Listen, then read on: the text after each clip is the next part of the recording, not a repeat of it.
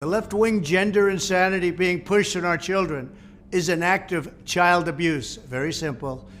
Here's my plan to stop the chemical, physical, and emotional mutilation of our youth. On day one, I will revoke Joe Biden's cruel policies on so-called gender-affirming care.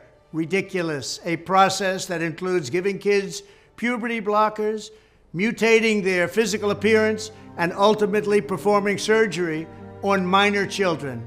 Can you believe this?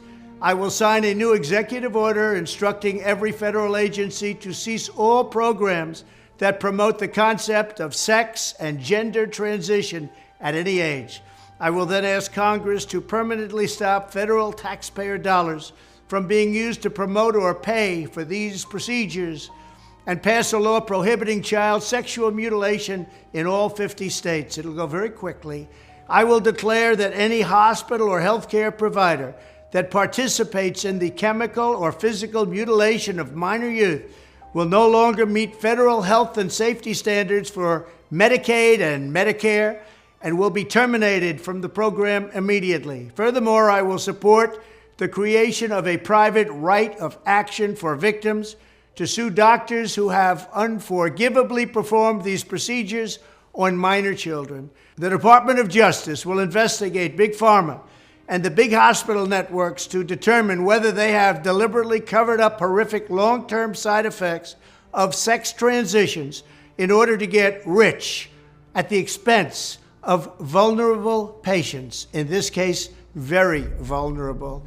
We will also investigate whether Big Pharma or others have illegally marketed hormones and puberty blockers which are in no way licensed or approved for this use. My Department of Education will inform states and school districts that if any teacher or school official suggests to a child that they could be trapped in the wrong body, they will be faced with severe consequences, including potential civil rights violations for sex discrimination and the elimination of federal funding. As part of our new credentialing body for teachers, we will promote positive education about the nuclear family, the roles of mothers and fathers, and celebrating rather than erasing the things that make men and women different and unique. I will ask Congress to pass a bill establishing that the only genders recognized by the United States government are male and female, and they are assigned at birth. The bill will also make clear that Title IX prohibits men from participating in women's sports, and we will protect the rights of parents from being forced to allow their minor child to assume a gender which is new and an identity without the parents' consent. The identity will not be new, and it will not be without parental consent.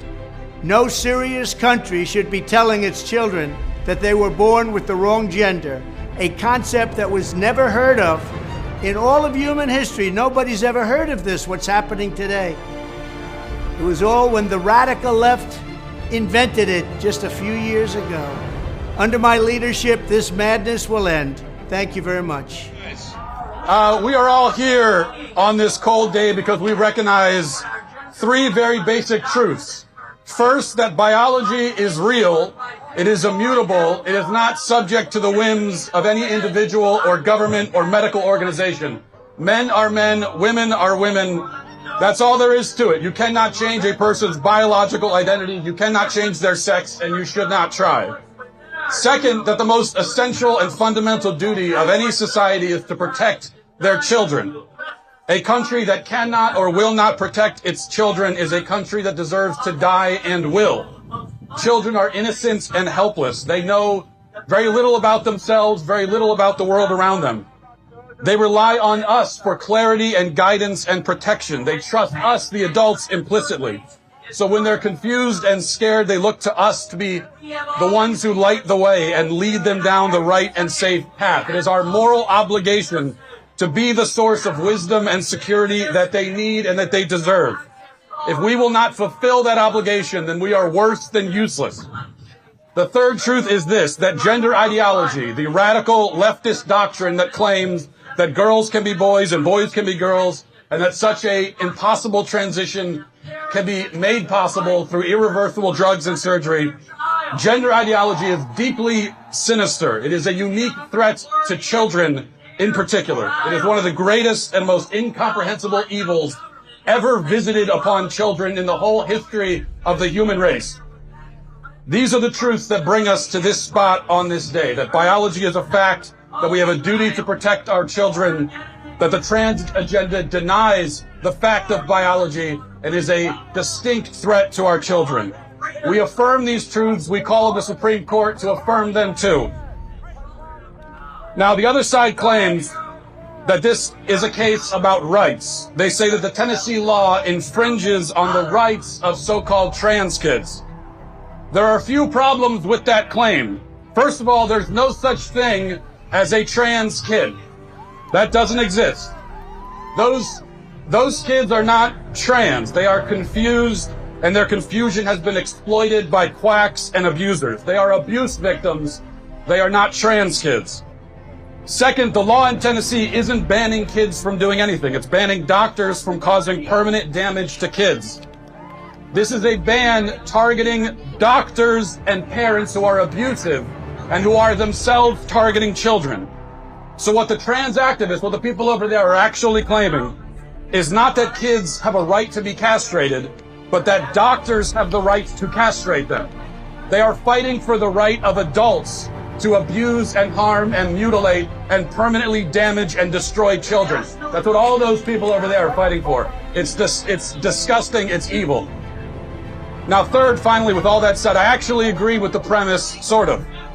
This case is about the rights of children. It's about the right of a child to be protected from the gender butchers. That's what it's about. Children have the constitutional right, the human right, the God-given right to live and grow and learn about themselves and the world without being indoctrinated and exploited by people who reject the fundamental realities of existence. Children have a right to go through phases, to have moments of confusion and discomfort in their own bodies, just like every generation of children before them, without that confusion being seized upon as a pretense to do irreparable harm to their bodies. So to the trans activists over there claiming that this is all about the rights of children, I say again, yes, you're right, it is. They have a right to be protected from you. Children have a right to be protected from all of those people over there who want to harm them and damage them and destroy them. And they will be. They are going to lose. They are losing right now.